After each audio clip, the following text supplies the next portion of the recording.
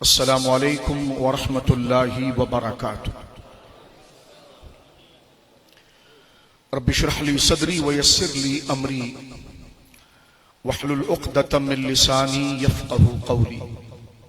الحمدللہ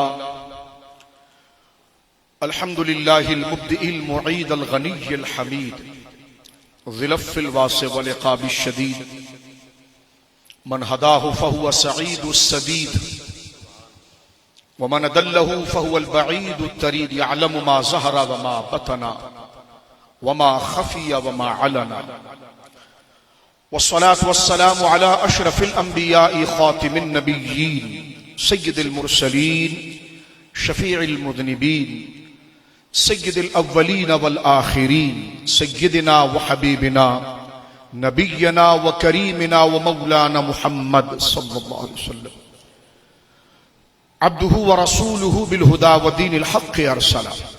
اما بعد فاعوذ باللہ من الشیطان الرجیم بسم اللہ الرحمن الرحیم۔ انا نحن نزلنا الذکر وانا له لحافظون آمنت باللہ صدق اللہ العظیم۔ ببرکۃ ان اللہ ملائکۃ یصلون علی النبی یا ایھا الذین آمنوا صلوا علیہ وسلموا تسلیما۔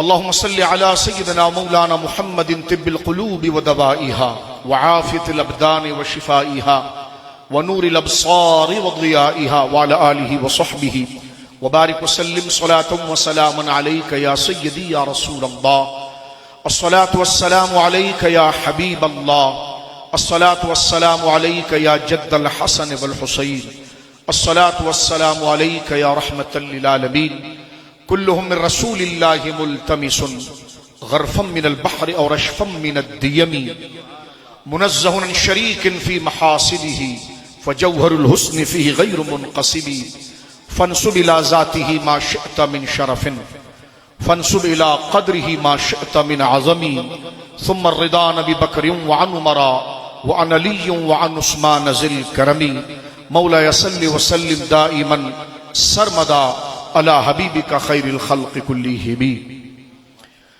اللہ کی حمد و ثنا نبی محترم نبی معظم باعث تخلیق ارض و سما صلی اللہ علیہ وآلہ آلہ وصحبہ وبارک وسلم کی بارگاہ مقدسہ میں انتہائی محبت و عقیدت کے ساتھ درود و سلام پیش کرنے کے بعد تمام تعریف اللہ وحدہ لا شریک کے لیے ہے۔ آج یہ لمحہ، یہ وقت، یہ لمحات میرے لیے انتہائی باعث برکت اور باعث فضیلت ہے کہ میں مرکز اہل سنت، مرکز رشد و ہدایت،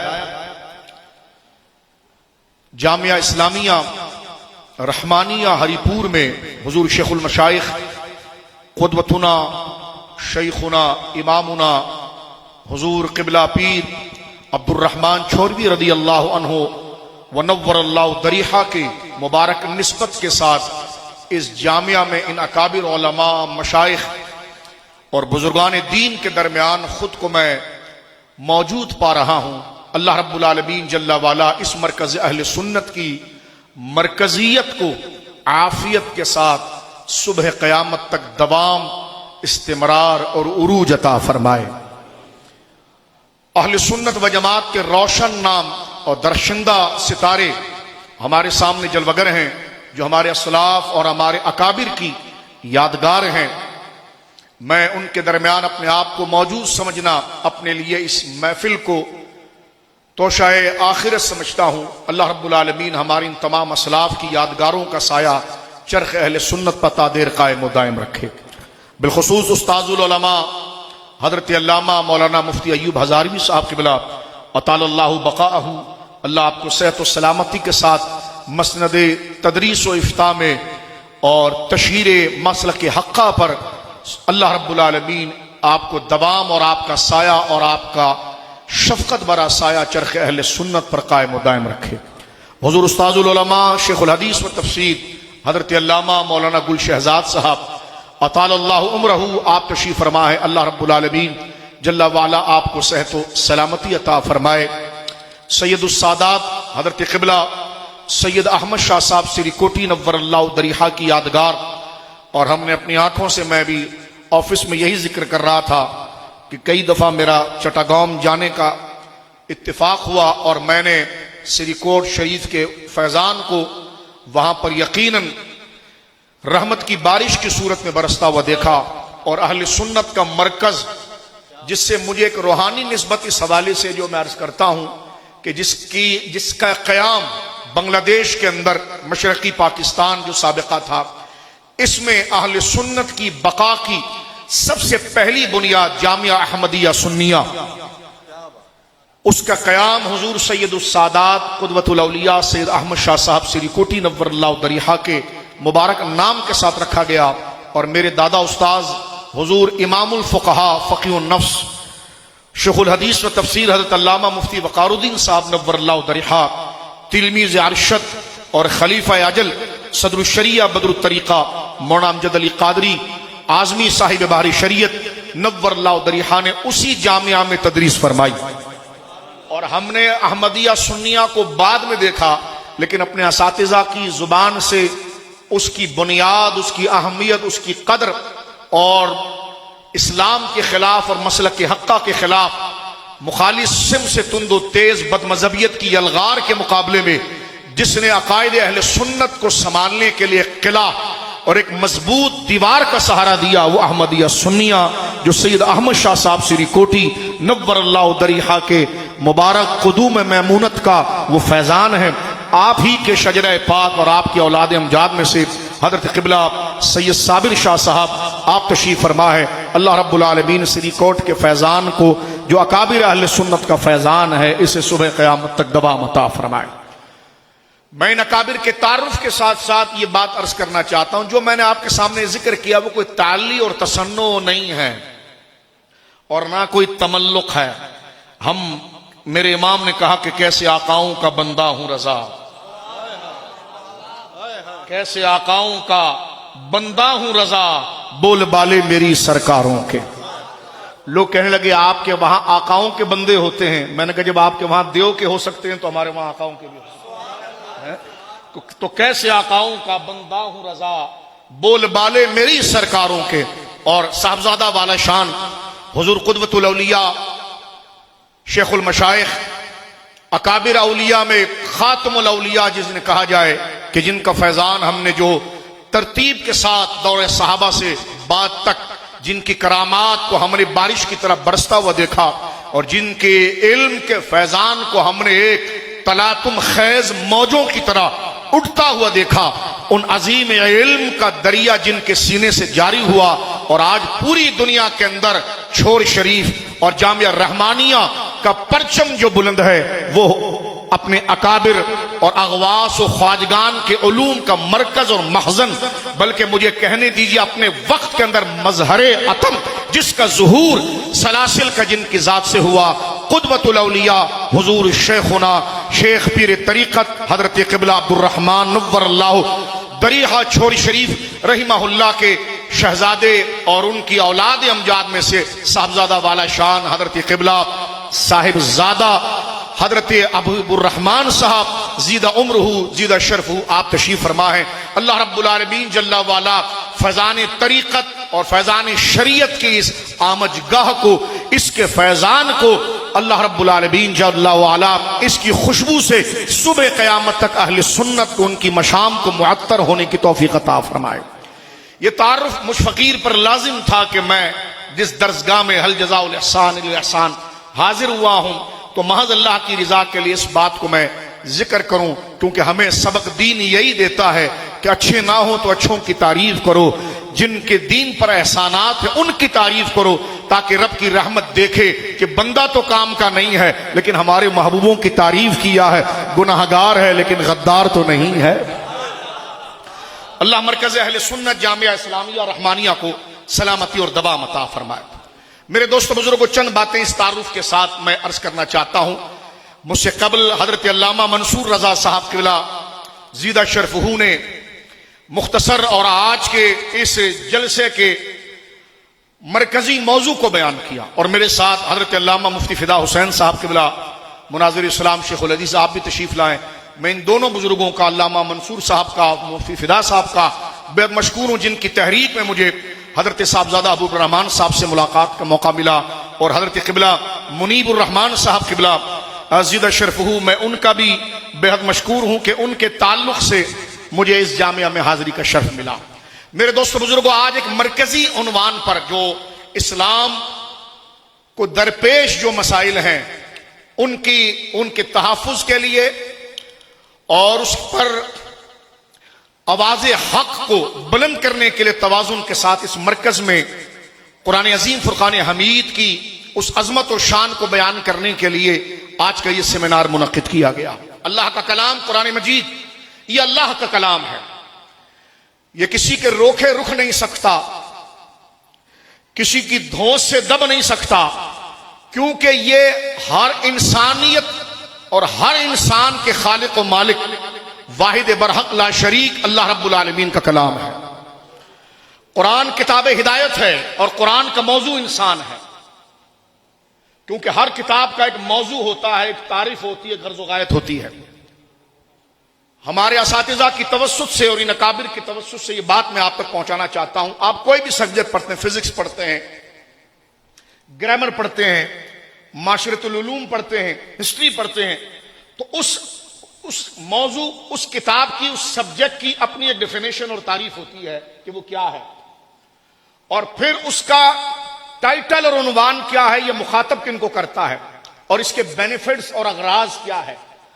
تو قرآن کریم کی تعریف تو سادے انداز میں یہ سمجھ لیجئے کہ قرآن اللہ کا وہ کلام، قرآن اللہ کا کلام جو نبی مکرم صلی اللہ علیہ وسلم کے سینے مبارکہ پر اترا، عربی زبان میں الفاظ اور معنی کا مجموعہ تواتر کے ساتھ ہمارے درمیان موجود رہا، جبریل امین اس کو لے کر آئے۔ یہ قرآن کریم کی تعارف میں سے، اس کی تعریف میں سے، اس کے انٹروڈکشن میں سے ایک مسلمان کو کہ یہ کتاب قرآن مجید کیا ہے اس کے جاننے کے حوالے سے یہ چند باتیں قرآن سے دوستی اور اس سے فیض لینے کے رشتے کو جوڑنے کے لیے جاننا ضروری ہے۔ چند باتیں۔ پہلی بات، قرآن کیا ہے؟ اللہ کا کلام۔ اللہ کے کلام سے کیا مراد یہ کہ کسی بندے کا کلام نہیں ہے، یہ اللہ کا کلام ہے۔ اللہ کا کلام تو تورات بھی تھا، انجیل بھی تھا، مانا کہ اس میں تفصیل ہے، لیکن یہاں پر جو فرمایا گیا کہ قرآن اللہ کا کلام، تو تعریف جامع معنی ہوتی ہے، تو فرمایا یہ وہ اللہ کا کلام ہے جو خاص، جو ہم قرآن پڑھ رہے ہیں، یہ جناب خاتم النبیین سید الانس والجن جناب رسول اللہ صلی اللہ علیہ وسلم جو اپنے ہرے ہرے مبارک گنبد میں آرام فرما رہے ہیں، آمینہ کے لال جناب محمد رسول اللہ صلی اللہ علیہ وسلم کے سینے مبارکہ پر اترا۔ پتا چلا جو حضرت موسیٰ کو ملا یا حضرت عیسیٰ کو ملا کلام، اس پر قرآن کا اطلاق نہیں ہے۔ قرآن کا اطلاق جس پر کیا جا رہا ہے اس تعریف کے تناظر میں، وہ ہے کہ اللہ کا وہ کلام جو حضور کے سینے میں۔ میں اپنے دوستوں سے، اپنے طالب علموں سے، اسکول، کالج، یونیورسٹی اور مدارس کے طلباء سے اور ڈیلی بیسس پر کام کرنے والے رزق حلال کے متلاشی، اللہ ان کے علم و عمل و مال میں اس آستانہ پاک سیدنا شیخ المشائخ عبد الرحمن چھوروی رحمہ اللہ کے صدقے برکت عطا فرمائے۔ میں آپ کی توجہ تھوڑی وقت کے لیے چاہتا ہوں کہ یہ باتیں سادے انداز میں ہر ایک کو سمجھ میں آنی چاہیے۔ قرآن جب ہم آپ میں اٹھاتے ہیں تو ہمیں یہ پتا ہونا چاہیے یہ کتاب کیا ہے۔ تو پہلی بات کہ یہ اللہ کا کلام ہے، دوسری بات یہ حضور کے سینے مبارکہ پر اترا ہے، تیسری بات کہ اس کو لے کر جبریل امین آئے ہیں، چوتھی بات یہ کہ اس کے الفاظ اور معنی دونوں رب کی جانب سے اترے ہیں۔ جب الفاظ اور معنی دونوں کے ساتھ وحی ہو تو اس وحی مطلوب کو قرآن کہا جاتا ہے کہ جس کی تلاوت کی جائے۔ وحی مطلوب یعنی اللہ کی طرف سے اترنے والا وہ کلام کہ جس میں بندے کا کوئی دخل نہیں، کہ ذالک من انباء الغیب نوحی الیک، حبیب یہ ساری غیب کی خبریں ہیں جو ہم وحی کے ذریعے تجھے دے رہے ہیں۔ اب وحی کا معنی ہے اچانک اشارہ کرنا، وحی کا اصطلاحی معنی ہے جو اللہ اپنے محبوب انبیاء کو اپنی جانب سے جو راز اور نیاز کی باتیں بتاتا ہے۔ اب اس کی دو قسمیں ہیں، اگر وہ صرف معنی مفہوم اور صرف انٹرپریٹیشن اور اس کی کمنٹری بتا دے اور کہے کہ آپ لوگوں کے مزاج اور ذہن کے مطابق اپنے الفاظ میں اس کو سمجھا دیں تو اس کو حدیث رسول کہتے ہیں، لیکن مفہوم اور معنی کے ساتھ ساتھ وہ الفاظ کے بھی رسول کو پابند کیا جائے تو جہاں الفاظ اور معنی دونوں کا مجموعہ اللہ کی طرف سے اترے تو اس وحی کو قرآن مجید کہا جائے، کیونکہ حدیث رسول بھی وحی الہی ہے اور قرآن بھی وحی الہی ہے۔ فرق باریک سا یہ ہے کہ ایک بات لوگوں کو سمجھانی ہے، وہ بات حضور کے سینے پر اتار دی گئی اور حضور کو اس بات کی اجازت دی گئی کہ ہم نے مفہوم اور معنی آپ کو سمجھا دیا ہے کہ ہمارے بندوں کو سمجھانا کیا ہے۔ اب آپ اپنے لفظوں میں دیہاتی انداز میں سمجھتا ہے، شہری انداز میں سمجھتا ہے، ان پڑھ آسان لفظوں میں سمجھتا ہے، پڑھا لکھا مضبوط لفظوں میں سمجھتا ہے، تو اے نبی مکرم بات آپ کو یہ سمجھانی ہے، الفاظ آپ اس کے لیے کوئی بھی لے آئیں تو جہاں حضور کو الفاظ کی آزادی ملے اور معنی وہ سمجھانا ہو تو اس وحی کو حدیث رسول کہا جاتا ہے۔ بات رب کی ہو، سمجھائیں حضور اس کو اپنے الفاظ میں، ظاہر سی بات ہے الفاظ لباس ہوتے ہیں جس میں بات کو آگے بڑھایا جاتا ہے، الفاظ مفہوم کا پیرہن ہوتا ہے، لباس ہوتا ہے کہ جس میں مضمون اور ما فی الضمیر کو آگے بڑھایا جاتا ہے۔ تو جب مثال کے طور پر حضور علیہ الصلوۃ والسلام کو یہ بات بتائی جا رہی ہے کہ اے نبی مکرم صلی اللہ علیہ وسلم یہ فلاں چیزیں حرام ہیں، مثلا خیبر میں رسول کریم صلی اللہ علیہ وسلم نے متع کو اور جنگلی گدھوں کو، خچروں کو کھانا حرام قرار دیا۔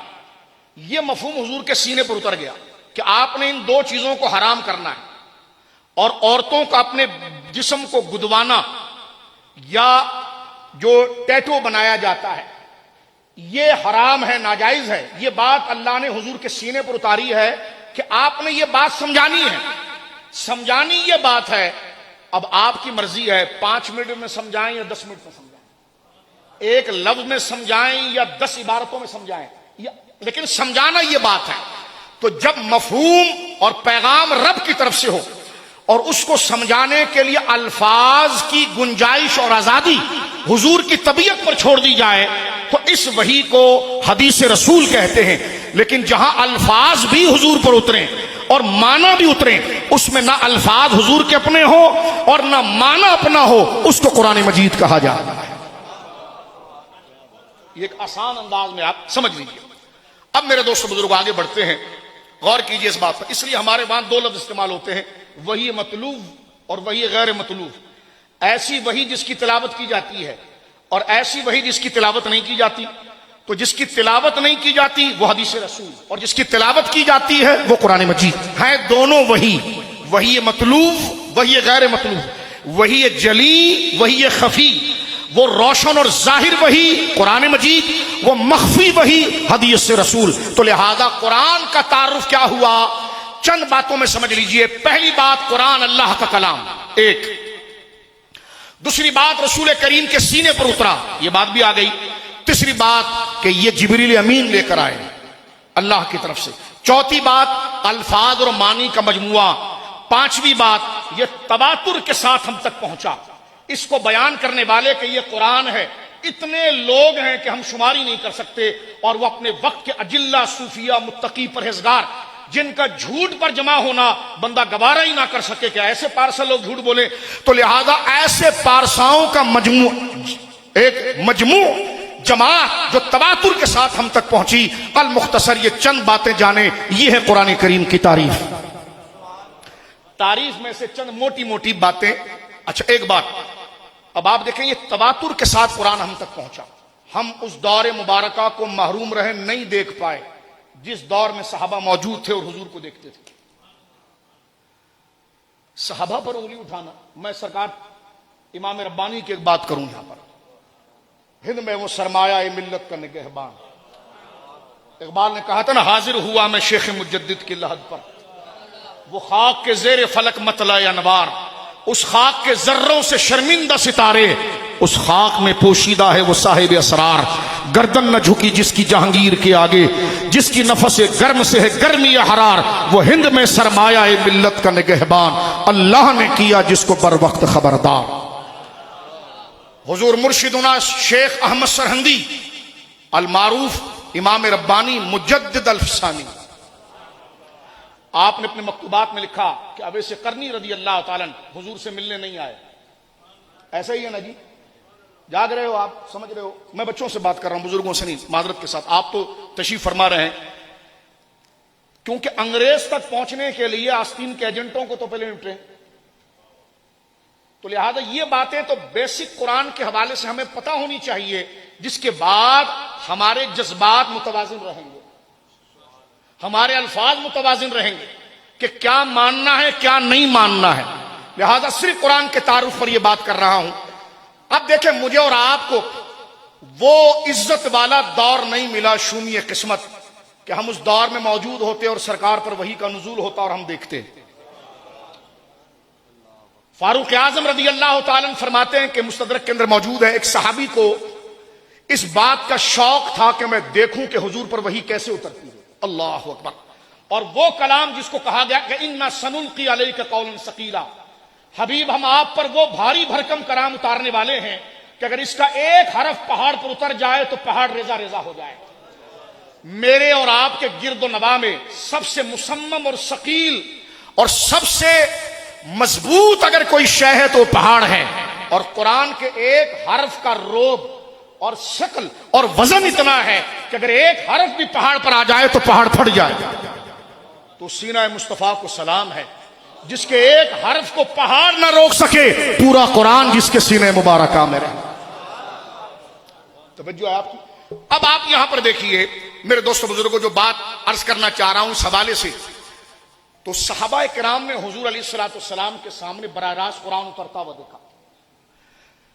مسلم شریف میں روایت موجود ہے کہ سرکار ایک دفعہ اونٹنی پر سوار تھے. اونٹ کتنا مضبوط جانور ہے، اس پر آپ وزن ڈالتے چلے جائے، اس کو صحرائی جہاز کہا جاتا ہے نا. وزن ڈالتے جائیے، وزن ڈالتے جائیے، پورے ٹرک کا سامان ڈالیے، وہ چلنا شروع ہو جائے گا.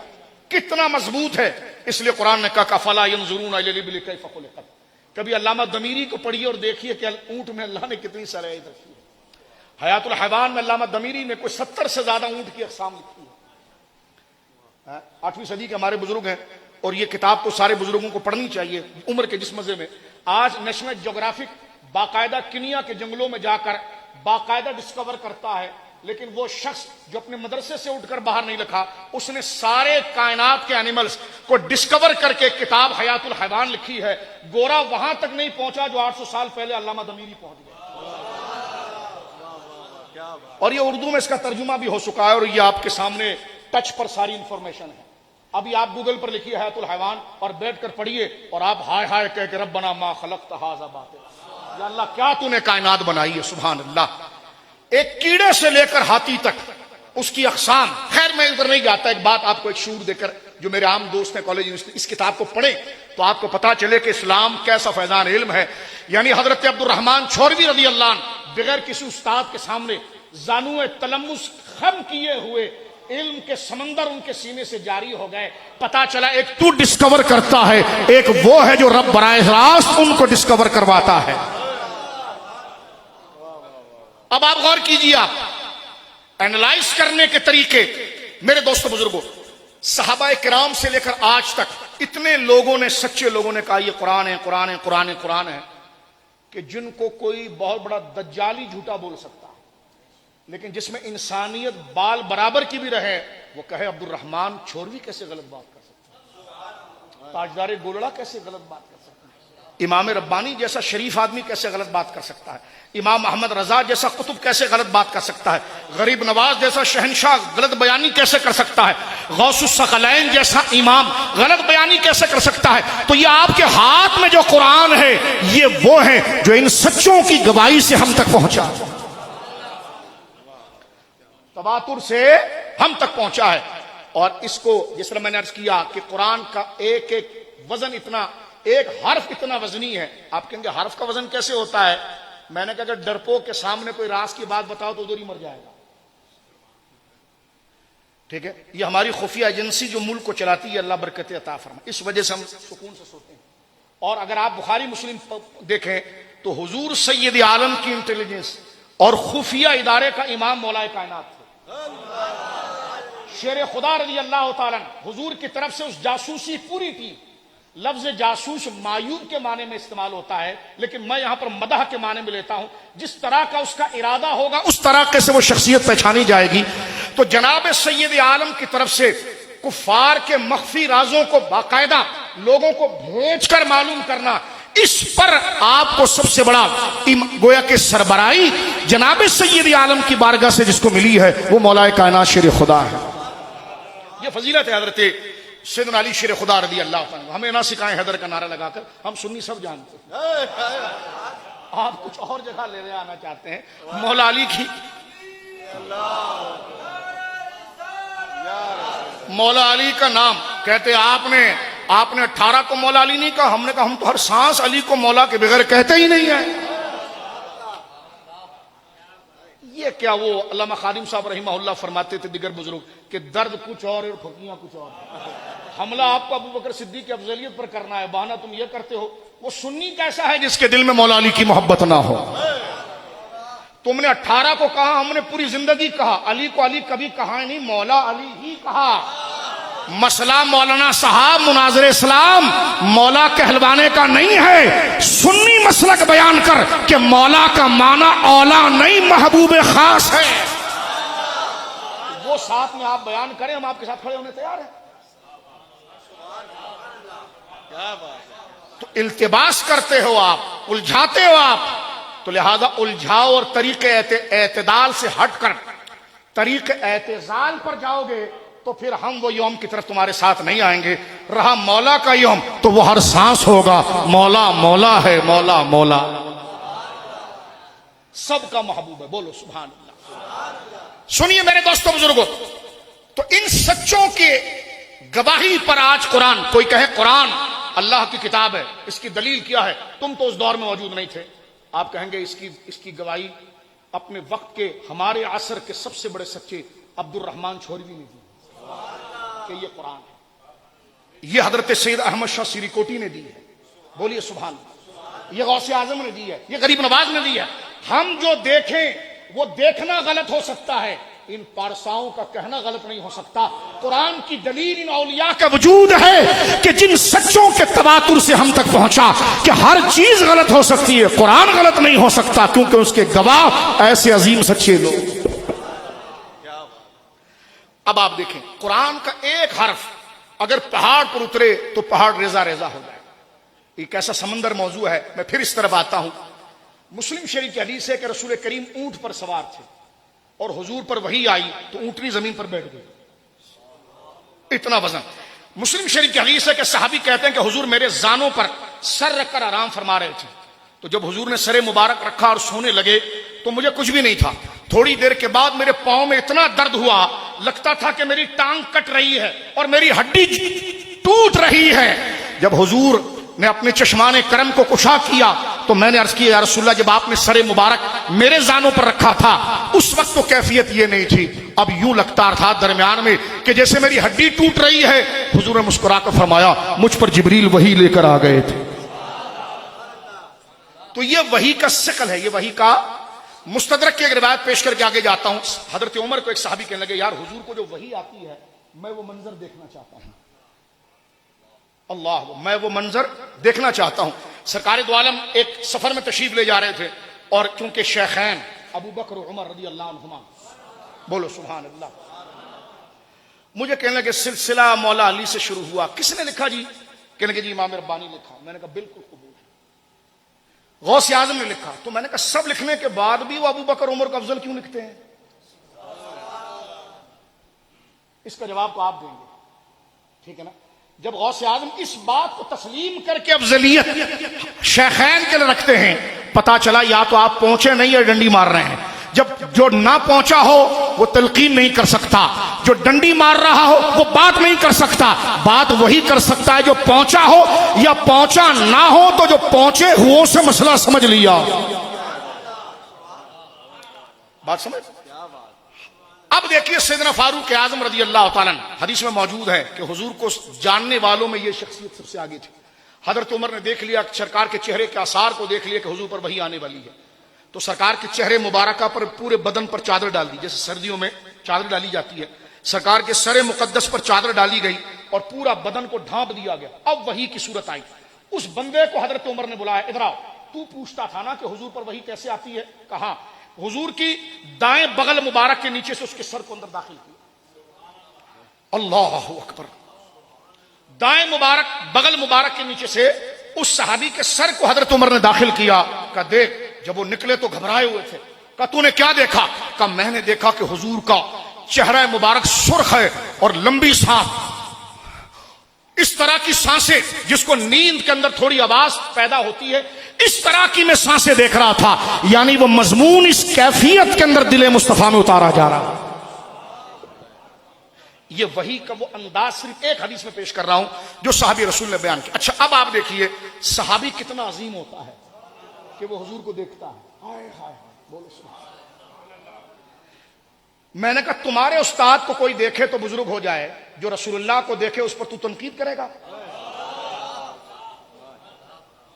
ہم تو ان بزرگوں کو دیکھ کر بھی کبھی حاشیہ خیال میں تنقید نہیں لا سکتے کہ ان بزرگوں کی اولاد ہے. تو جناب ان بزرگوں کو فیضان جن بزرگوں کے ذریعے ملا ہے تو ان کا اعتبار ہمارے دل میں کتنا ہوگا.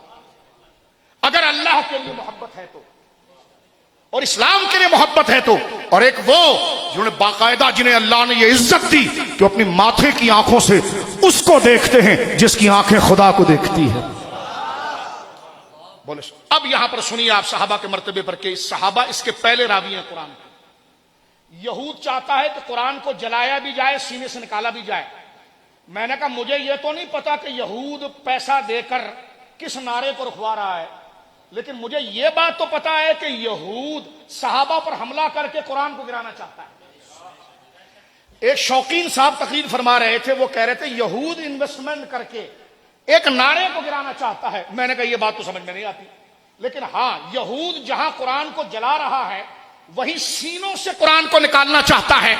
اور قرآن ایک واقعہ ہے جس کے گواہ صحابہ ہیں, ان پر طنز کروا کر قرآن کو مشکوک کرنا چاہتا ہے. تو میں نے کہا شاید کسی نعرے کے پیچھے وہ جا رہا ہے, یہ پتا نہیں, لیکن تم سے کتابیں لکھوا کر اعتبار صحابیت گرا رہا ہے, یہ سازش ضرور ہے.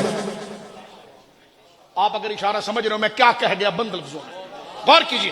کیونکہ کسی بھی واقعے کو, اب دیکھو عبد الرحمن چھوڑوی رحمہ اللہ, ان کے قدم مبارک کو, ان کی دہلیز کو ہم ابھی چوما ہے.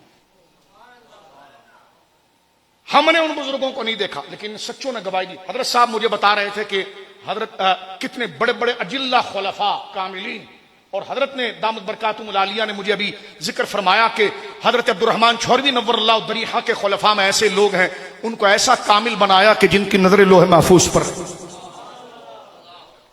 توجہ ہے آپ کی. اب میں نے اور آپ نے, ہم تو محروم رہے حضرت صاحب خواجہ صاحب کو دیکھنے سے, لیکن ان سچوں کی گواہی سے ہم نے قبول کر لیا. خواجہ صاحب کا وقت ایک واقعہ رہا, ایک حکایت برحق رہا. اس کے برحق ہونے کی دلیل یہ بزرگ بنے کیونکہ کسی واقعے کے سچے اور جھوٹے ہونے کا دار و مدار اس کے بیان کرنے والے پر ہوتا ہے, اس کے گواہ پر ہوتا ہے. جب گواہ سچے ہیں تو بات بالکل مکمل ہے. تو جب دنیا کے متاخرین اولیاء کی کرامات کی قبولیت ان سچوں کی وجہ سے ہے تو قرآن کی قبولیت صحابہ کی سچائی. یہ جملہ ذرا دل سے سوچئے, کوئی خطیبانہ جوش نہیں ہے. میرے دوستو بزرگوں, خواجہ صاحب قبلہ رحمہ اللہ کے اذن سے ہمیں ملاحظہ فرما رہے ہیں کہ کیا بات کی جاتی ہے. یہ نسبتیں ان کے نام مبارکہ سے. صحابی کا رتبہ کیا ہے؟ تم ڈیمانڈ کی بات کرتے ہو, شرم نہیں آتی تمہارے کو؟ تمہارے استاد اور پیر کے لیے کوئی جملہ بولے تو شاید علاقوں میں پابندیاں لگا دو. صحابی رسول کے لیے جملہ کہنا, آپ کس کے ساتھ بیٹھتے ہو بھائی؟ نام علی کا لو تو مزاج بھی علی کا لو. علی اور علی کی اولاد کو کسی ملک کے حوالے سے نہ مانو, علی کے لیے مانو رضی اللہ عنہ. بات کو سمجھ رہے ہیں آپ؟ صحابی کے رتبے پر ایک بات عرض کرتا ہوں, غور کیجئے. حضرت سیدنا اویس قرنی وہ حضور کے دور مبارکہ میں تھے. اب ذرا توجہ کرنا, جن کو دین سمجھ میں آیا نا, عبد الرحمن چھوڑوی رضی اللہ عنہ جیسی شخصیت. ایک میں اور آپ قرآن پڑھ رہے ہیں, بخاری پڑھ رہے ہیں, اسی کو انہوں نے بھی پڑھا تھا. کیا ہم اس کے مفہوم کو وہ پا گئے جس کو پا کر وہ سینے سے علم کے دریا بہنے لگے؟ مریدین ان کی نالین اٹھانے والے لوح محفوظ پر نظر رکھنے لگے. منزل یہی ہے، لیکن ان لکھے ہوئے سیاہی والے رسم الخط کے نیچے جو دنیا ہے اس تک پہنچائے گا کون؟ ان الفاظ کے پردوں سے نکال کر حقیقت میں کون ڈالے گا؟ اب سنو، ان ہستیوں میں امام ربانی جیسے لوگ، خواجہ غریب نواز جیسے لوگ، جو متاخرین صحابہ، اب یہ صحابہ کی برابری نہیں ہو رہی، ان کی تعریف ہی ان کی تعریف ہے، ان ہستیوں کی تعریف ہی ان بزرگوں کے اجداد اور ہمارے اماموں کی تعریف ہے۔ حفظ مراتب سے سنیے، حضرت اویس قرنی حضور کے دور میں تھے، سب کو پتا ہے نا جی، یہ ذرا نقطہ سنیے، حضرت اویس قرنی حضور کے دور میں تھے، ان کو پتا چل گیا تھا حضور مبعوث ہو گئے ہیں اور مدینہ پاک میں موجود ہیں، ایسے ہی ہے نا جی، وہ نہیں آئے۔ میں اگر، آپ تو سارے بزرگ ہیں ہمارے، میں اگر کسی بچے کو بھی کھڑے کر کے پوچھوں کہ اویس قرنی حضور سے ملنے کیوں نہیں آئے، وہ کہیں گے جی مولانا صاحب آپ کو پتا نہیں ہے، وہ اپنی امی جان کی خدمت میں تھے۔ دین کو سمجھنے والے جو مقام صحابہ بتا رہے ہیں، سمجھ رہے ہیں آپ؟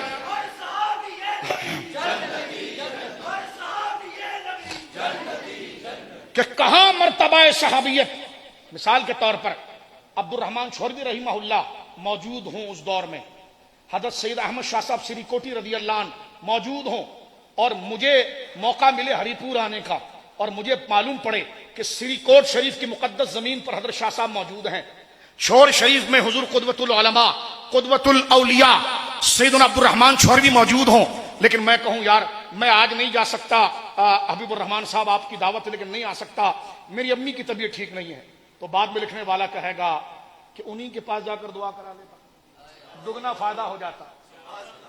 تو جب ایک ولی کامل رسول کے نائب کی موجودگی میں رشتے پیچھے رہ جاتے ہیں، میں سیدنا اویس قرنی پر طنز نہیں کر رہا، لیاذ باللہ، مرتبہ صحابیت کے بارے میں حضرت امام ربانی نے لکھا کہ اگر یہ ادراک، مسئلے کھلتے نہیں کبھی، اس میں بھی اللہ کی حکمت ہوتی ہے، لیکن نہ ان پر طنز ہے نہ براہ راست ہم امام سرکار اویس قرنی پر بات کر رہے ہیں، مرتبہ صحابیت بتا رہے ہیں۔ امام ربانی کہتے ہیں حضور کا صحابی بننا، اگر اس کا ادراک، اس شرف کا کامل شعور حضرت اویس کو ہو جاتا تو ایک ماں کیا ہے اور یمن کیا ہے، یہ دنیا کے آخری کونوں سے 100 ماں کو چھوڑ کر حضور کو دیکھنے آ جاتے۔ تو مجھے بتاؤ جس نے دیکھا ہے وہ کس مرتبے پر پہنچے؟ میں بس قرآن کے حوالے سے یہ بات کرنا چاہتا تھا۔ اب اس کا آخری پہلو، ورنہ اس کو لے کر چلیں گے شام ہو جائے گی۔ آپ سمجھ رہے ہوں گے کہ ان باتوں کے پیچھے کتنی بات ہو سکتی ہے، ان باتوں کے پیچھے کتنی بات ہو سکتی۔ ایک جملہ میں عرض کرنا چاہتا ہوں، قرآن مجید ہمارے سامنے ہے، میرے دوستو بزرگوں، گورے تک پہنچنے کے لیے پہلے اپنے آپ کو پریپیئر کریے اس دہشت گرد تک اپنا علمی حملہ کرنے سے، کیونکہ ظاہر سی بات ہے ہم دلائل سے بات کرنے والے ہیں، علم سے بات کرنے والے ہیں۔ کسی کی گردن کاٹ دینا، کسی کا سر پھاڑ دینا، یہ ہمارے مشائخ کی کبھی تعلیم نہیں، نہ یہ اہل سنت و جماعت کا کبھی منشور اور مقصود رہا۔ توجہ ہے آپ کی؟ بات دلائل سے کریں گے کیونکہ ہم کمزور نہیں۔ تو نے قرآن جلایا، تو کمزور ہے۔ میں نے کہا تم نے سویڈن، کئی دفعہ ہمیں گزرنے کا موقع ملا، ناروے سے سویڈن ہوتے ہوئے ڈنمارک، تو میں نے کہا آپ اس وقت کی سب سے بڑی سیولائز سوسائٹی خود کو کہتے ہو، لیکن قرآن کو جلا کر تم نے اپنی کم علمی اور ہار کو مانا، کیونکہ یہ عمل تمہارا ہارے ہوئے شخص والا عمل ہے، یہ شکست خوردہ کا عمل ہے۔ جب بندہ کسی کا مقابلہ نہ کر سکے تو پھر اچھاٹ حرکتیں کرتا ہے۔ تم نے قرآن کو جلایا۔ اگر تمہاری سیولائز اور تمہاری سوسائٹی واقعی میں سیولائز تھی تو تم قرآن کی آیتوں کا جواب لاتے، لیکن تمہیں پتا چلا اس کا جواب نہیں ہے، تو جواب نہیں تھا تو تم نے اپنا غصہ انتہائی گھٹیا حرکت سے کیا، اور ہمیں اس پر ہنسی آئی کہ تم نے قرآن کو جلایا۔ ہم نے سمجھ لیا یہ قرآن کتاب بے نظیر و بے مثال ہے، اس کا راستہ روکا نہیں جا سکتا۔ اور ایک بات عرض کر رہا ہوں، دیکھو یہ قرآن اللہ کی کتاب ہے، یہ ضروری نہیں کہ صرف مسلمان کے لیے، یہ ہر انسان کے لیے، کیونکہ قرآن کا موضوع انسان ہے، تعریف ہم نے کی ہے، موضوع انسان ہے، اور اس کی غرض و غایت کیا ہے؟ ہدایت۔ ایک بچہ میرے پاس آیا کہ لگا مولانا صاحب قرآن کیا فزکس کی کتاب ہے؟ میں نے کہا نہیں۔ توجہ سننا، ایک جملہ، قرآن فزکس کی کتاب ہے؟ میں نے کہا نہیں۔ اس نے کہا میتھمیٹکس؟ میں نے کہا نہیں۔ اس نے کہا ہسٹری؟ میں نے کہا نہیں۔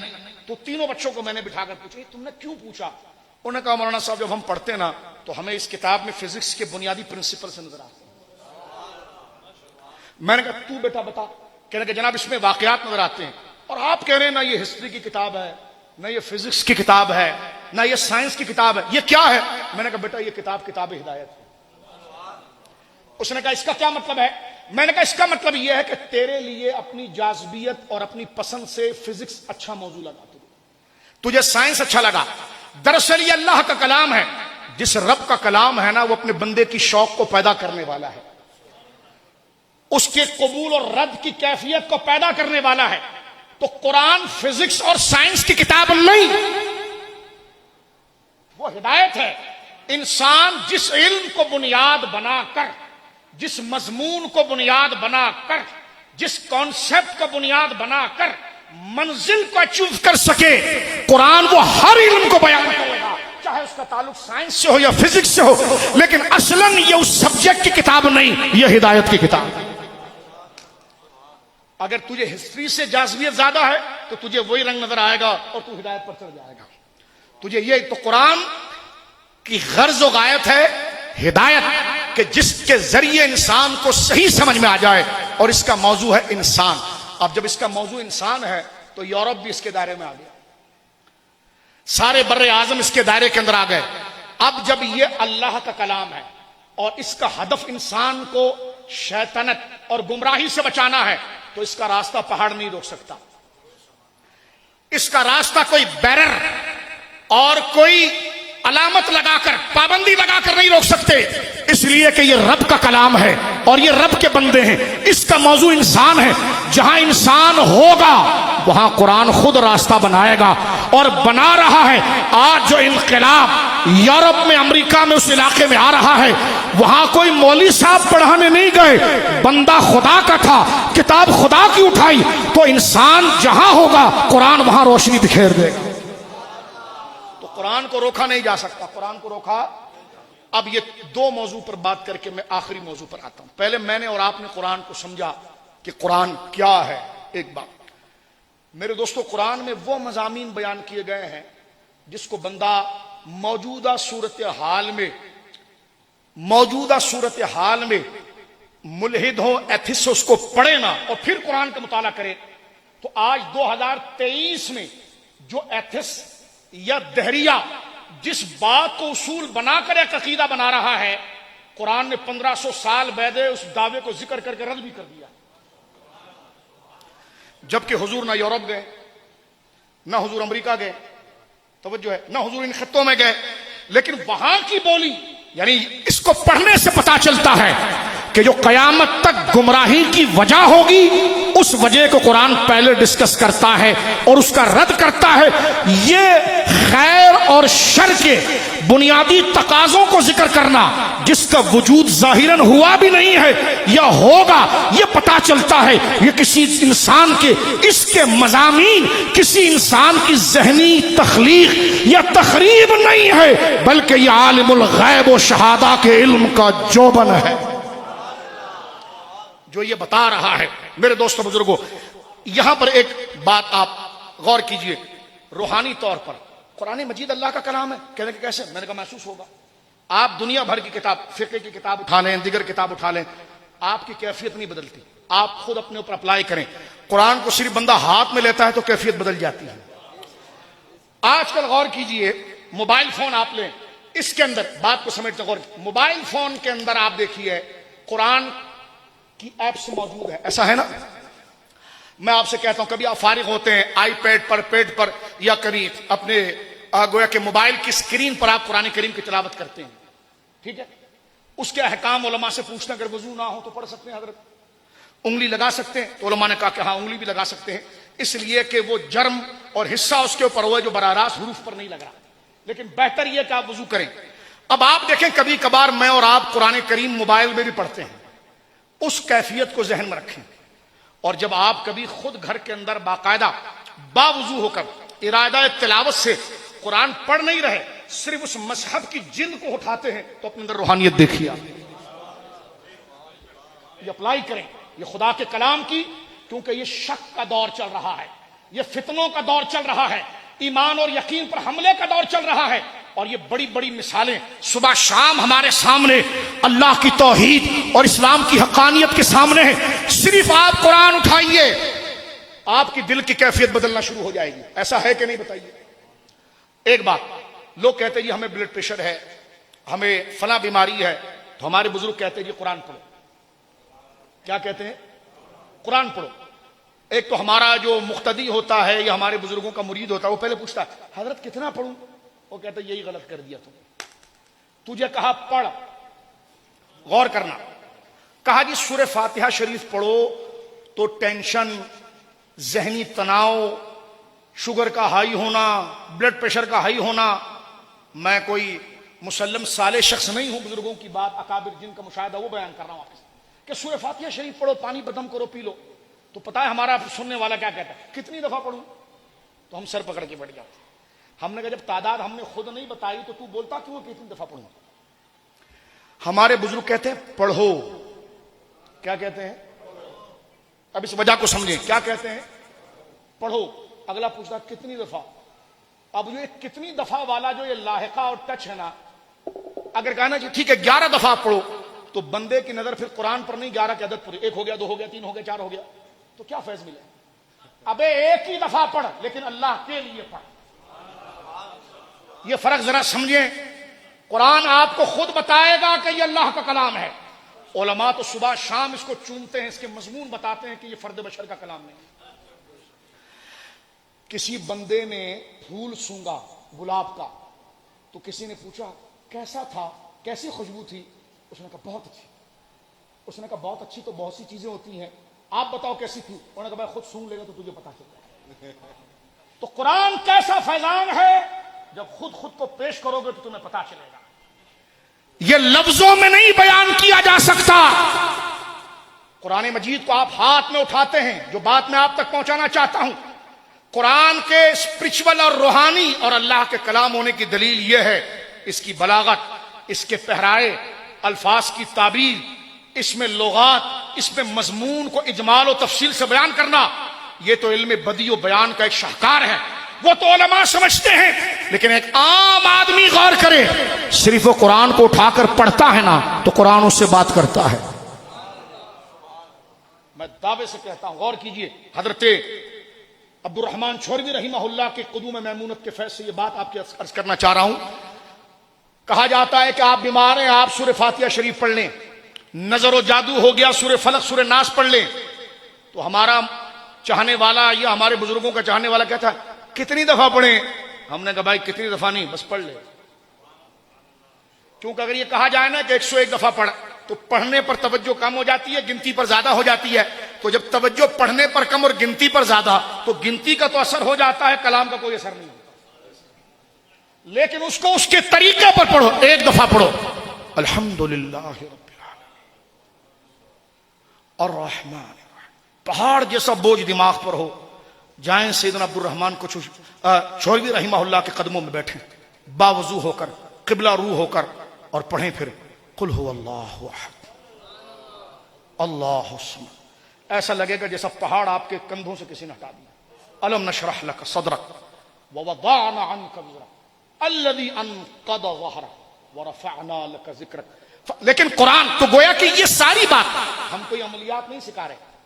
لیکن ایک بات مجھے عملیات سے یاد بھی آ گئی, اگر آپ اجازت دیں تو بتاؤں.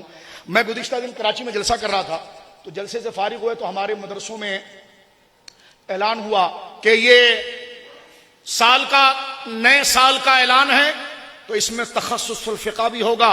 میں استاد العلماء شیخ الحدیث حضرت قبلہ مفتی ایوب ہزاری صاحب قبلہ کی اور حضرت علامہ شیخ الحدیث گل شہزاد صاحب کی توجہ چاہوں گا دامت برکاتہم العالیہ نکابر کی. ایک میں ان کی خدمت میں ایک علمی لطیفہ پیش کر رہا ہوں اپنے بزرگوں کو خوش کرنے کے لیے. ذرا غور کریں آپ. اب جلسہ کر کے ہم فارغ ہوئے تو وہ اعلان کرتے ہیں جیسے ہمارے بزرگ اعلان فرما رہے تھے. انہوں نے کہا جی یہ فلاں جامعہ ہے, اس کی انفرادیت اور خصوصیت یہ ہے, اس میں تخصص الفقہ بھی ہوگا, بینکاری بھی سکھائی جائے گی, یہ بھی جو دور کے تقاضے ہیں. میں نے کہا وہ بھائی عملیات کا بھی اعلان کر. بزرگ پیران نظام کی اولادوں سے معذرت کے ساتھ میں نے کہا عملیات کا بھی اعلان کر.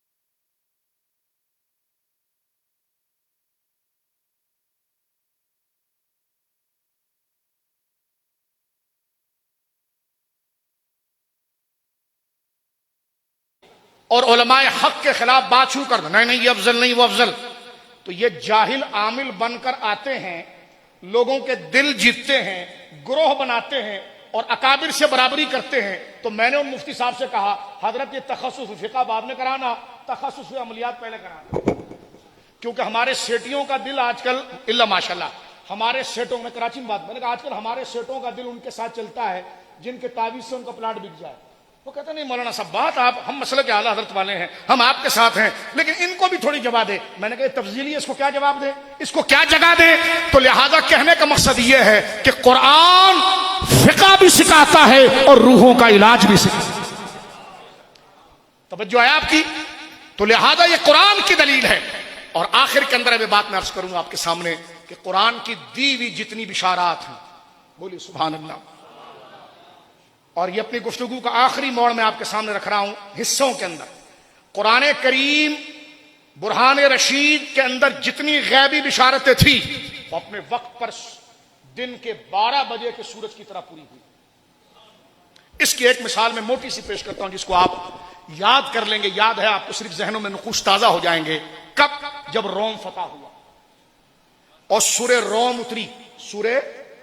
سورہ روم جو ہے یہ 21ویں پارے میں ہے اور قرآن کی 30ویں سورت ہے، 30۔ جیسے سورہ فاتحہ 1 ہے، سورہ بقرہ 2 ہے، سورہ آل عمران 3 ہے، اس طرح سورہ روم قرآن کی 30ویں سورت ہے۔ غور کرنا میرے دوستو بزرگوں، اعلان نبوت کا 6واں سال ہے۔ ذرا ذوق لینا اس بات پر، چند منٹوں میں بات ختم کرتے ہیں۔ اعلان نبوت کا حضور نے اعلان کیا، اب میرے آقا کی عمر ہے 46 سال، 46 ایئر۔ سرکار نے 40 سال کی عمر میں اعلان کیا، اپنی نبوت کا اظہار کیا، اعلان کیا۔ اب حضور کی عمر ہو گئی 46۔ توجہ ہے، مکہ مکرمہ ایک چھوٹا سا علاقہ تھا، جس طرح آج رشیا اور امریکہ کے درمیان کئی ملک پسے۔ امریکہ کہتا ہے یہ میری کالونی ہے، اب تیسرا چائنا بھی آ گیا ہے۔ اب دیکھیں جو کشمکش چل رہی ہے دنیا کے اندر، ہم اس پر کوئی منفی تبصرہ نہیں کر رہے، ایک ساری بات کر رہے ہیں، کیونکہ دو ہاتھیوں کے درمیان مثال ہے کہ دو ہاتھی کی جنگ میں فصل رگڑی جاتی ہے۔ جب دو ہاتھی لڑتے ہوئے فصل میں آ جائیں نا تو کسی کا فائدہ ہو یا نہ ہو، فصل تو رگڑے میں آ گئی۔ جو حال ہم پاکستان کا دیکھ رہے ہیں، افغانستان کا دیکھ رہے ہیں، کشمیر کا دیکھ رہے ہیں، یہ دو طاقتوروں کے اندر، اور ماضی پر زمینیں دی جا رہی ہے۔ میں نے کہا وہی حال پھر فلسطین کا ہوگا۔ فلسطین پر یہودی ایسے نہیں آیا، زمین ہم نے خود بیچی۔ شاہ صاحب موجود ہے؟ اگر یہاں پر آپ نے غیر ملکیوں کو آنرشپ پر زمین دینا شروع کی تو ہم تو لالچ میں اپنا سارا بازار بیچ ڈالیں گے، محلہ بیچ ڈالیں گے، پتہ چلا زمین چائنا کی ہوگی، کرایہ دار ہوں گے، اور وہی مسئلہ کھڑا ہو جائے گا جو فلسطین میں اس وقت اسرائیل کا کھڑا ہے۔ بیت المقدس کی قریبی گھر ہم نے خود بیچے، 1 لاکھ کا گھر تھا، اگلے نے 5 لاکھ دیے، اب کہتے ہیں یہ ہمارا فلسطین، تو بیچا تو تم نے خود ہے یار۔ تو لہذا ہم اپنے ان بزرگوں کی توسط سے اس پاک سرزمین کی حفاظت کے لیے کہیں گے کہ کسی کو رینٹ اور لیز پر تو چیز دی جا سکتی ہے، لیکن آنرشپ اور مالکانہ حقوق اسی کو ملے گا جو پاکستانی ہے۔ بات سمجھ رہے ہیں آپ؟ یہ بات میں کیوں کر رہا ہوں آپ کے سامنے میرے دوستو، تھوڑی لمبی ہو رہی ہے، زحمت گوارہ کیجئے۔ یہ روم کا مسئلہ سمجھانے کی، اور آپ قرآن کو کھول کر اس کو پڑھنا تو تجھے پتا چلے گا یہ قرآن کیسا کلام ہے۔ آخری بات یہاں پر یہ ہے، اس زمانے کے اندر سرکار کے دور میں 2 سپر پاوریں تھیں، ایک پرشین امپائر، فارس کی حکومت، ایک رومن امپائر، روم کی حکومت، 2 حکومتیں تھیں۔ اس 2 ہاتھیوں کے درمیان ملک تقسیم تھے۔ روم سمجھتا تھا کہ مکہ ہماری کالونی ہے، یثرب ہماری کالونی، فلاں علاقہ ہمارا ہے۔ پرشین فارس کے جو تھے وہ کہتے تھے ہمارا ہے۔ اچھا، یہ جب آپ سمجھ گئے، جیسے امریکہ اور رشیا کو آپ نے سمجھا، ہر دور میں بڑی طاقتیں علاقوں کو اپنے کنٹرول میں لینا چاہتی ہیں۔ اب چائنا اتنا بڑا ہے پھر بھی انڈیا سے 1 گز کی زمین کے لیے لڑ رہا ہے۔ توجہ، انڈیا اتنا بڑا ہے پھر بھی کشمیر کو چھوڑ نہیں رہا۔ تو گویا کہ یہ ملکوں کی نفسیات ہوتی ہے کہ اپنے زمینی رقبے بڑھائیں، اپنی سرحد کو بڑا کریں، اپنے آپ کو طاقتور کریں، اور مطلق العنان بادشاہ بن کر ایک ہی حکومت قائم کر کے سب کو غلام بنائیں۔ سمجھ رہے؟ یہی تو تقسیم پاکستان سے پہلے گورے نے کیا تھا، یہ تو قائد اعظم محمد علی جناح اور ان کے ساتھ ان عظیم اکابر اور علماء، اللہ ان کی قبروں پر رحمت اتارے، ان کی مخلصان جد و جہد سے 1947 میں یہ پاک سرزمین مبارک وقت ملک جو ہے یہ سرکار دو عالم کے صدقے ہمیں نصیب ہوا، اور اللہ اسے صبح قیامت تک سلامت رکھے، بولو آمین۔ اللہ اسے، یہ جو آپ عشق و محبت کی مستی دیکھ رہے ہیں نا، یہ آزادی کا صدقہ ہے۔ یہ بزرگان دین بھی باہر دنیا میں جاتے ہیں، ہم بھی جاتے ہیں، لیکن جب ہم کراچی یا لاہور اسلام آباد پہنچتے ہیں تو ایئرپورٹ کو چومتے ہیں کہ جو آزادی فضا یہاں پر ہے وہ برطانیہ میں جانوروں کی طرح لائن لگانے پر نہیں ہے۔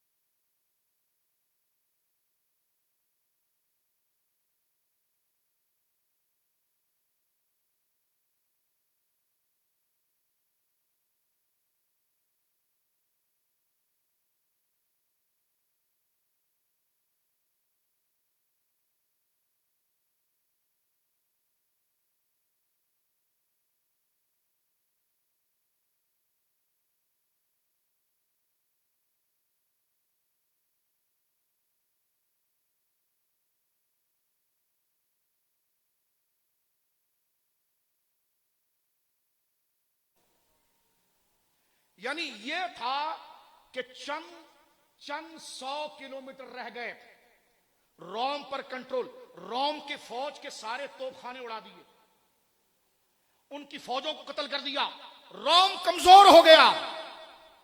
توجہ ہے، قرآن کس زمانے میں بات کر رہا ہے، غور کرنا، اللہ کا کلام دیکھو آپ۔ روم 98% کنٹرول میں آ گیا فارس کے۔ جب روم کنٹرول پر آیا تو کافر دلیر ہوئے، انہوں نے کہا ہمارے بڑے بھائی نے تمہارے ملتے جلتے عقیدے والے روم والوں کو توڑ دیا ہے، جس دن ہمارا بھائی جیت گیا نا اس دن مکہ میں ہم تمہاری تکہ بوٹی بنائیں گے، اور مسلمانوں کو وہ آستین چڑھا کر دھمکی دیتے تھے۔ صحابہ کرام میں گھبراہٹ تھی کہ کیا ہوگا، آئے تو حضور نے مسکرا کر فرمایا مجھ پر سورہ روم اتری۔ یہ بات ذرا سنیے میرے دوستو، قرآن کی حقانیت کو دیکھیں۔ یہ اس زمانے میں بات نہیں ہو رہی ہے جب پھول کھل رہے ہیں، بالکل برعکس، یعنی روم 98% ٹوٹ گیا ہے، اور قرآن کرا الف لام میم غلبت الروم۔ یہ اس وقت قرآن اتر رہا ہے جب روم ہار گیا، ہارنے کے قریب ہے۔ اللہ فرما رہا ہے الف لام میم، اس کا معنی اللہ رسول جانتے ہیں، غلبت الروم، روم مغلوب ہو گیا، کمزور ہو گیا۔ آگے اللہ فرماتا ہے فی ادنى الارض، قریب کی زمین پر، وہم من بعد غلبہم سیغلبون، فرمایا ہاں تھوڑے سے کمزور ہونے کے بعد پھر جیت جائے گا۔ میں آپ کے قدموں کو پکڑ کے کہتا ہوں میرے بھائیوں، کوئی تقریر کا شوق نہیں ہے، نہ کوئی لمبی بات کا شوق ہے، ہم مرنے سے پہلے اس قرآن پر یقین کر جائیں۔ قرآن کہہ رہا ہے روم پسپا ہو گیا، وہ تو سب کو پتا تھا، 98 علاقے فارس نے کنٹرول میں لے لیے۔ 4-5 دنوں کی بات ہے کہ روم کا صفایا ہے، لیکن اللہ نے کہا ایسا نہیں ہوگا، کہانی الٹی ہوگی۔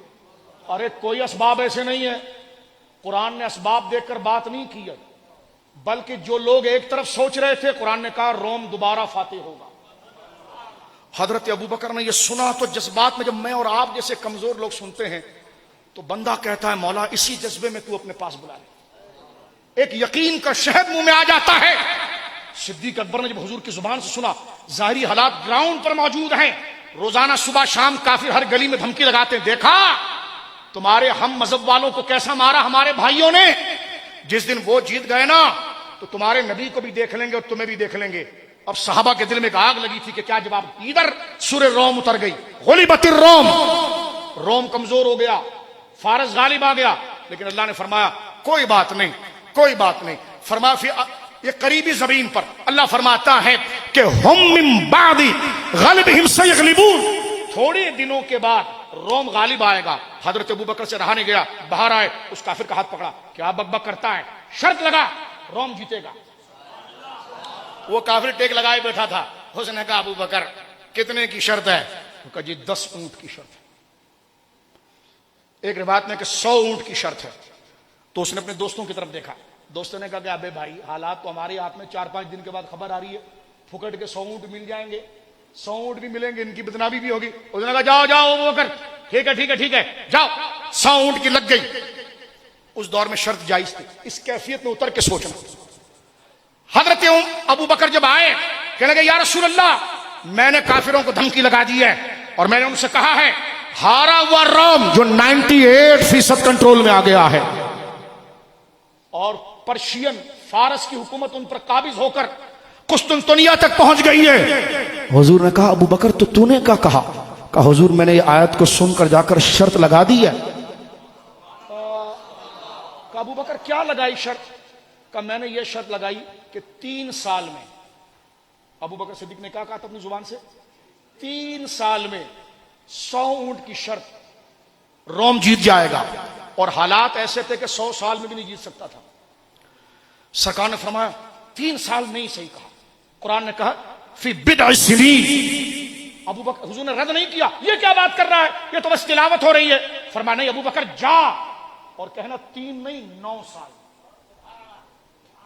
قرآن کا یقین دیکھیں، فرمایا ابو بکر اپنی بات واپس لے اور کہہ کہ 3 سال نہیں 9 سال، کیونکہ شرط میں نے لگائی تھی، میں توڑ رہا ہوں، تو اب بات 100 اونٹ کی نہیں ہوگی، 300 اونٹ میرے طرف سے ہوں گے، کیونکہ میں نے ہی پہلے 3 سال کہا تھا تو 100 اونٹ لگائے تھے، اب میں اس بات کو توڑ کر 3 سال کی بجائے 9 سال لگا رہا ہوں تو 300 اونٹ ہوں گے۔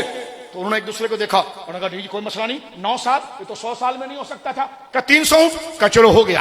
اب آپ آ جائیے میرے دوستو، قرآن نے آگے کہا وَيَوْمَئِذٍ يَفْرَحُ الْمُؤْمِنُونَ، جس دن روم جیتے گا نا اس دن مسلمانوں کو ایک خوشی اور بھی ملے گی۔ اب آ جائیے 9 سال کی طرف، ٹھیک ہے جی، میں 9 آپ کو گنواتا ہوں، ٹھیک ہے، یہ قرآن کی بشارت دیکھیں مسلمانوں، یقین سے دیکھیں، جس وقت روم کے جیتنے کی کوئی امید نہیں تھی، کوئی امید نہیں تھی، پاسبل ہی نہیں تھا، وہ 100 سال میں نہیں جیت سکتا تھا، قرآن نے کہا فی بضع سنین، 9 سال میں کہانی الٹی ہوگی۔ بولنا سبحان اللہ۔ یہ قرآن کی سچائی، نہ حضور روم گئے ہیں، نہ فارس گئے ہیں، نہ ان کی فوج کا معائنہ کیا ہے، یہاں قرآن اتر گیا۔ اب 9 سال، ابو بکر صدیق نے پہلے 3 سال کی بات کی تھی اور 100 اونٹ لگائے تھے۔ سرکار فرمایا نہیں ابو بکر جاؤ واپس، یہ نہیں کہا یہ کیا کر دیا ابو بکر، یہ کیا کر رہے ہو تم؟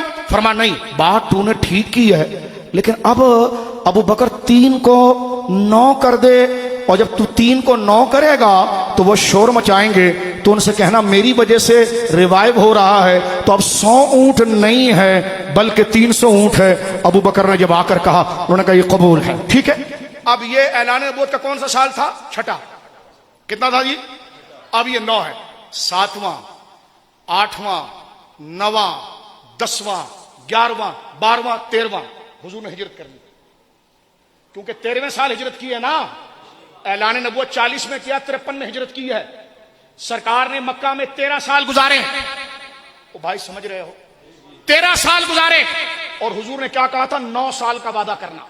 اب 9 کو دیں، یہ بات ہوئی تھی چھٹے سال نا، تو اب 7واں 8واں 9واں 10واں 11واں 12واں 13واں، ٹھیک ہے جی، 13 سال ہو گئے حضور نے ہجرت کی۔ 1 ہجری 2 ہجری، 2 ہجری کو کیا ہوا تھا؟ بدر۔ آواز نہیں آئی سبحان اللہ، یا میں بات اپنے کم علمی سے پہنچا نہیں پایا، لیکن قرآن سچا ہے، کمزور میں ہوں، کمزور میں ہوں، قرآن سچا ہے۔ اب آپ دیکھیں 9واں سال پورا ہو رہا ہے بدر پر، اور جس وقت بدر کی شام کافروں نے کہا کہ ہم مسلمانوں کو پچھاڑ کے رکھ دیں گے، 1000 کا مقابلہ 313 سے تھا،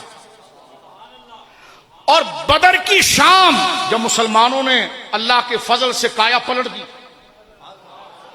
مولا مرتضی شیر خدا حضرت سید الشہداء حضرت حمزہ، بولو سبحان اللہ، حضرت ابو بکر صدیق سیدنا فاروق اعظم، ایک بندہ بڑھاپے کے اندر خپتی بن گیا، بڑھاپا ہونا عظمت کی بات ہے، لیکن بزرگوں کے خلاف ہونا خپتی ہے، کہ لگے ابو بکر جو تھے وہ احد میں بھاگ گئے تھے، میں نے کہا تو بھگوڑا ہے، جھوٹ بولتے ہو، شرم نہیں آتی ہے آپ کو، اپنی عزت کرانا چاہتے ہو اور شیعوں کو بھگوا رہے ہو صحابہ پر، کیسی میں تمہاری عزت کروں؟ تمہارا نسب کچھ بھی ہو، میں تمہیں نہیں جانتا، میں غوث اعظم کو جانتا ہوں۔ بکواس کرتے ہو تم، کبھی سامنے بیٹھے تو ہم تمہیں بتائیں کہ ابو بکر کیا تھا۔ اور جو خواہ مخواہ کی ترجمانی کر رہے ہیں نا کہ پیسہ یہودی دے کر امام مہدی کا مشن، میں نے کہا بسم اللہ کرو، کبھی اس اعتراض کا بھی جواب دو۔ جو صدیق اکبر پر اتنی بڑی تہمت، غور کیجئے بس، حضور نے فرمایا تھا ابو بکر ان کافروں کو کہ جو روم 98% زیر ہو چکا ہے 9 سال میں لوٹ کر آئے گا، 9واں سال مکمل ہو رہا ہے بدر کو۔ اب یہاں پر قرآن کو دیکھیے آپ، قرآن نے کہا تھا وَيَوْمَئِذٍ يَفْرَحُ الْمُؤْمِنُونَ، ایک معنی یہ ہے کہ اس دن مسلمان بہت خوش ہوں گے، اور ایک معنی یہ ہے مسلمانوں کے خوشی اور ملے گی۔ اب جب سن 2 ہجری کو بدر مکمل ہو رہی ہے، شام کا وقت ہے، مسلمان اللہ کے حضور فتح کے شکرانے کہہ رہے ہیں، تو کسی آنے والے قاصد نے آواز لگائی مبارک ہو روم جیت گیا۔ اللہ یا رسول اللہ، روم جیت گیا، روم جیت گیا۔ تو قرآن پر ایک نہیں میرے دوستو، درجنوں حوالے ہیں، درجنوں۔ سرکار نے اپنے سامنے بٹھا کر حضرت عدی بن کعب کو کہا تھا عدی هل تعرف حرا، عدی تم ہیرا کے مقام کو جانتے ہو، یعنی کوفہ کے قریب؟ انہوں نے کہا یا رسول اللہ میں نہیں جانتا۔ اس ہیرا کے مقام سے لے کر مکہ کے درمیان بڑے خطرناک قسم کے ڈاکو تھے۔ سرکار نے فرمایا وقد انبئت عنہا، اللہ نے مجھے قرآن کے ذریعے بتا دیا ہے، وَلَئِن طَالَتْ حَيَاتٌ وَإِن طَالَتْ بِكَ حَيَاتٌ، اے عدی شاید میں رخصت ہو جاؤں، لیکن اگر تیری زندگی سلامت رہی نا، لَتَرَيَنَّ الدَّعِينَةَ تَرْتَحِلَ مِنَ الْحِيرَةِ حَتَّى تَطُوفُ الْكَعْبَةَ۔ فرمایا آج ہیرا کے مقام کوفے سے مکہ تک آنے میں 100 بندے ڈرتے ہیں، کیونکہ قبیلہ طے کے ڈاکو مار ڈالتے ہیں۔ فرمایا وہ زمانہ یاد رکھنا اے عدی، اے حاتم تائی کے بیٹے عدی، یاد رکھنا میں تو مزار میں جاؤں گا، لیکن اسلام کا وہ وقت آئے گا جب ایک تنہا عورت، کوفے سے جوان عورت، سونے سے لدی ہوئی چل کر آئے گی اور وہ کعبہ کا طواف کرے گی۔ حضرت عدی بن طاف کہتے ہیں کہ قلت فیما نفسی و بین نفسی، میں نے اپنے دل میں سوچنے لگا، فرمایا کہ پھر وہ جو ڈاکو ہے بنو طے کے قریب، قصار البلاد، انہوں نے علاقوں میں فساد مچا دیا ہے، ان ڈاکوؤں کا کیا ہوگا؟ حضرت عدی بن سعد، حضرت عدی بن حاتم اپنے شاگرد کو حدیث لکھاتے ہوئے کہتے ہیں ہاں عمر کا دور آیا اور میں موجود تھا، ہم نے دیکھا کہ ایک عورت مقام حرا سے، تنہا جوان عورت، سر سے لے کر پاؤں تک سونے سے لدی ہوئی مکہ آئی، کعبے کا طواف کی اور گئی۔ تم کہتے ہو صحابہ نے کیا کیا؟ صحابہ قرآن کی بشارت تھے، اور قرآن کی غیبی بشارت کا مرکز یہ صحابہ بنے۔ یہ ہے وہ قرآن۔ خدا اس سچی کتاب کی قدر ہمیں عطا فرمائے، اور اجتماعیت کے ساتھ قرآن کے پیغام کو لے کر چلنے کی صرف گورے پر لعنت ہی نہ کی جائے، بلکہ اپنے گریبان میں جھانکا جائے کہ میں تنہائی میں قرآن پر کتنا عمل کرتا ہوں، میں دکان کے گلے پر بیٹھ کر قرآن کا کتنا عمل کرتا ہوں، میں اپنے بچے کی تربیت میں قرآن پر کتنا عمل کرتا ہوں، میری بیٹی قرآن کے مطابق پردہ کرتی ہے، میں قرآن کے مطابق کماتا ہوں، میں قرآن کے مطابق رشتہ کرتا ہوں۔ اپنا غصہ صرف سیوڈن کو گالی دے کر ہی نہ اتارا جائے، اس پر جذبہ دکھا کر ہی نہ اتارا جائے، ان ملعونوں کی مذمت کی جائے، لیکن دیکھا جائے ہمارے اندر جو سیوڈن موجود ہے قرآن کی مخالفت کا، وہ ہم کس دن نکال کر پھینکیں گے کہ میرا گھر بھی قرآن جیسا ہوگا، میرے بچے کی تربیت بھی قرآن جیسی ہوگی، میری تجارت بھی قرآن جیسی ہوگی، میرا نظام بھی قرآن جیسا ہوگا، میری پسند بھی قرآن ہوگی، میرا غصہ بھی قرآن ہوگا۔ اللہ رب العالمین جل وعلا یہ چند کلمات میرے اور آپ کی بیداری کا جذبہ بنائے، اور اللہ رب العالمین اس آستانے کو اور ان شہزادگانوں کا مقدس سایہ ہمارے سروں پر سلامت رکھے، ان اکابر علماء کا، اور جو آخری سانسیں رہ گئی ہے، آخری بات اللہ ان بزرگوں کے صدقے، حضرت سید احمد شاہ صاحب سری کوٹی رضی اللہ عنہ، حضرت عبد الرحمن شوروی علیہ رحمہ کے صدقے دعا کرو اور آمین کہنا، اللہ ہمارے سینوں کو لالچ سے پاک کرے۔ بڑے بڑے بڈھے برج گر رہے ہیں صرف خود نمائی کے جذبے میں، سب پتا ہے، لالچ میں۔ دعا کرو اللہ ہماری طبیعتوں کو حرص سے بچائے، کسی پر طنز نہیں کر رہے، اپنا رونا رو رہے ہیں۔ اللہ ہمارے سینوں کو لالچ سے بچائے، حرص سے بچائے، اگلے کی گھنی لسی کو دے کر مونچھیں نہیں مونڈتے۔ جو اللہ نے یہ نعمتیں دی ہیں اس کی قدر کی توفیق دے، جو نسبت غوث اعظم دی ہے، نسبت غریب نواز دی ہے، نسبت اسلام دی ہے، اور میں وہ سنی ہوں جمیل قادری مرنے کے بعد میرا لاشا بھی کہے گا الصلاۃ والسلام۔ اللہ ہمارے نفوس کو لالچ سے بچائے، ہوس سے بچائے، تقدیر پر کامل یقین عطا فرمائے۔ ہماری طبیعتوں کو جتنا تو نے دیا ہے مولا اس سے سیر کر دے، بس کر دے مولا۔ ہماری خواہشیں بس ہو جائیں، زبان کفر بولنے سے رک جائیں، بزرگوں کے خلاف گنبد جن کے اونچے ہیں ان کے آگے نگاہیں اونچی کرنے سے ہماری نگاہیں بچ جائیں، ہماری نگاہیں جھکی ہوئی ہوں، ہماری زبانیں ان کے ذکر میں تر ہوں، اور ہماری زبان لغزشوں سے بچے، فکر آوارگی سے بچے، خاتمہ ایمان پر دے۔ چلتے چلتے مولا تیرے حضور دعا ہے، لمبی عمر کی خواہش نہیں ہے لیکن ایمان پر خاتمے کی خواہش ہے، تیرے محبوب کی شفاعت کی خواہش ہو۔ اللہ رب العالمین میرا اور آپ کا حامی و ناصر ہو۔ وآخر دعوانا ان الحمدللہ رب العالمین۔